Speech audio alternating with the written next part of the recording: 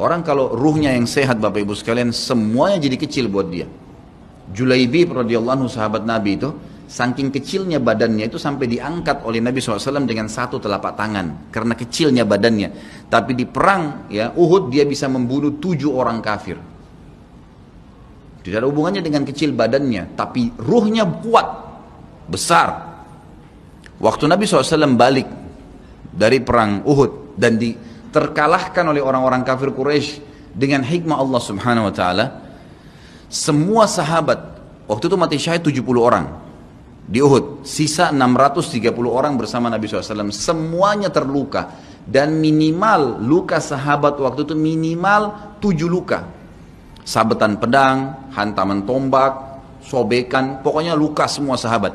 Sampai ada sahabat sudah nggak bisa jalan karena kakinya sobek, punggungnya sobek, dinaikin di kuda, tiba di rumah tinggal dibaringin. Lihat bagaimana para sahabat mengetahui bagaimana hubungannya dengan Allah Subhanahu wa taala dengan ilmu yang sudah tertanam yang Nabi SAW tanamkan dalam hati mereka, bisa mengubah segala sesuatu. Subhanallah, tiba pulang menjelang maghrib ke kota Madinah, istirahatlah para sahabat ini, mereka lagi obatin obat luka mereka. Nabi SAW dapat wahyu menyuruh Nabi SAW dan para sahabat keluar mengejar Quraisy. Quraisy ini jumlahnya waktu itu ya 1.000 orang, 3.000 orang pasukan Quraisy, yang terbunuh cuma sekian belas saja mereka. Dan mereka sudah merasa bangga dan pulang ke kota Madinah, pulang meninggalkan Madinah, karena Uhud itu dekat Madinah. Kemudian mereka bangga dengan itu. Keesokan paginya habis sholat subuh kata Nabi SAW, wahai sahabat-sahabatku, Allah Azza wa Jalla memerintahkan kita untuk mengejar Quraisy. Maka pulanglah masing-masing kalian di suku kalian, lalu motivasi siapapun yang ikut kemarin di Uhud, semua, mau sakit, mau enggak, mau luka, mau enggak, tapi ini luka semua nih, minimal punya 7 luka. Ya, kita kadang-kadang mungkin kuku kita kecabut aja sudah susah ke masjid. Ini sabetan pedang, sobek, rusak semua tubuh mereka. Dikatakan dalam riwayat sampai para sahabat ada yang tidak bisa ngomong karena sudah kesakitan yang luar biasa. Kata Nabi SAW, semua yang ikut di Uhud kemarin keluar lagi. 630 orang semua harus keluar. Bagaimana caranya? Pokoknya ngumpul keluar, perintah Allah. Coba bayangin, kita kadang-kadang habis olahraga saja capek, diajak keluar sama istri atau diajak keluar sama suami, kita sudah nggak mau keluar. Capek biasa olahraga. Atau mungkin penat, capek duduk di kantor mau istirahat.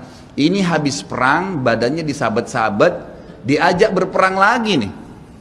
Apa yang terjadi teman-teman sekalian?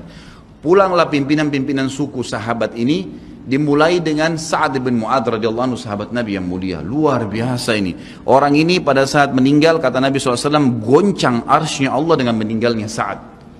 Saat pulang ke kaumnya lalu berkata, wahai kaumku, sesungguhnya Nabi SAW menyuruh kalian untuk kembali menyerang Quraisy.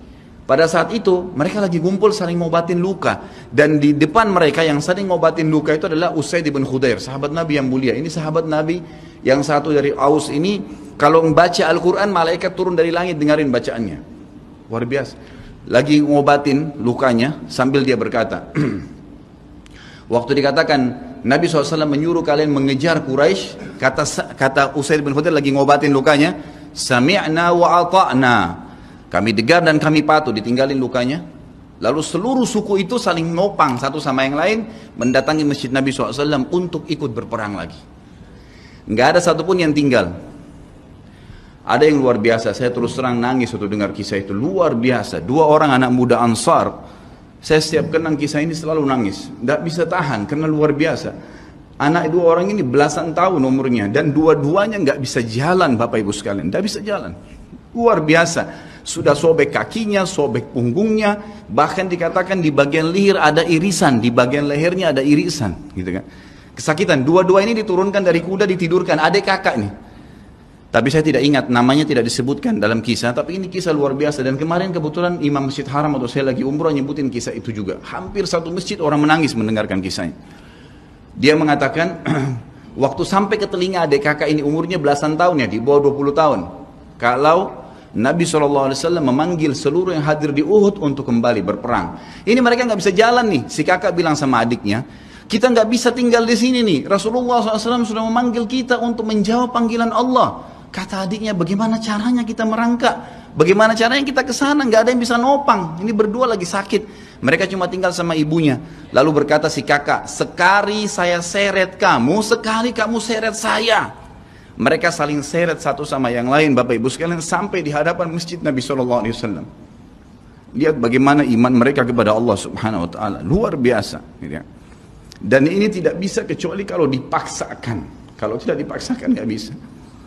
Semoga Allah Subhanahu Wa Taala jadikan kita orang yang selalu memaksakan diri untuk ibadah. Karena kalau tidak, kita nggak paksakan, kita akan mati dalam keadaan konyol dan menyesal karena tingkatan-tingkatan di surga akan hilang. Percuma. Baik, saya bacakan. Pasal kedua. Adab terhadap Allah Subhanahu Wa Taala. Seorang muslim hendaknya melihat segala sesuatu yang telah diberikan Allah kepadanya dengan tiada terhingga, yakni berupa kenikmatan yang tak terhitung. Terlindungnya dia pada saat menempel di dalam rahim ibunya, ketika berupa nutfah atau air mani, menentukan perjalanan hidupnya hingga hari bertemu dengan Rabbnya Allah Azza wa Jal. Hendaknya ia bersyukur kepada Allah atas nikmat itu dengan lisannya, yakni memuji dan menyanjung Allah secara semestinya. Juga bersyukur kepada Allah dengan anggota badan, dengan cara menggunakannya di dalam ketaatan kepada Allah Subhanahu wa Ta'ala. Karena mengingkari nikmat, tidak mengakui kelebihan yang diberikan Allah, mengingkarinya beserta kebaikannya, bukanlah termasuk adab kepada Allah. Sebagaimana Allah berfirman dalam surah An-Nahl ayat 53, A'udzubillahi minasyaitonirrajim. Wa ma bikum min ni'matin faminallah. Dan apa saja nikmat yang ada padamu, maka itu dari Allah datangnya. Dalam surah An-Nahl ayat 18 Allah berfirman, A'udzubillahi minasyaitonirrajim, wa in ta'uddu ni'matallahi la tuhsuha. Dan jika kalian menghitung-hitung nikmat Allah, maka kalian tidak akan mampu untuk menghitungnya. Begitu banyak nikmatnya Allah, Bapak Ibu sekalian. Kita berbuat maksiat, pelanggaran-pelanggaran, tapi Allah masih bisa memberikan kita oksigen gratis. Cahaya masih bisa ditangkap oleh mata kita. Telinga kita masih bisa menangkap suara sehingga mengetahui apa yang diinginkan oleh kita. Setelah bertahun-tahun berbuat dosa, dengan taubat kepada Allah, Allah bisa ampuni. Itu luar biasa. Nikmat Allah tidak bisa terhitung. Rugilah orang-orang yang tidak menyembah Allah Subhanahu Wa Ta'ala. Dan kalau seandainya, kata Ibnu Taimiyah rahimahullah, orang-orang yang bermaksiat kepada Allah itu tahu bagaimana nikmatnya keimanan yang ada dalam hati kami ini, sehingga kami bisa menangis dan kami bisa merasakan dekatnya dengan Allah, bahkan merindukan surga dan selalu merasa diri jauh dari neraka, maka niscaya mereka akan membelah dada-dada kami dan mengambil keimanan itu, karena mereka tidak akan pernah merasakannya. Keimanan akan membuat makanan sederhana menjadi mewah, tidur di tempat yang biasa akan menjadi nyaman, bahkan cobaan seberat apapun menjadi kecil buat kita, karena keimanan kepada Allah Subhanahu Wa Ta'ala. Dan itu sebuah nikmat.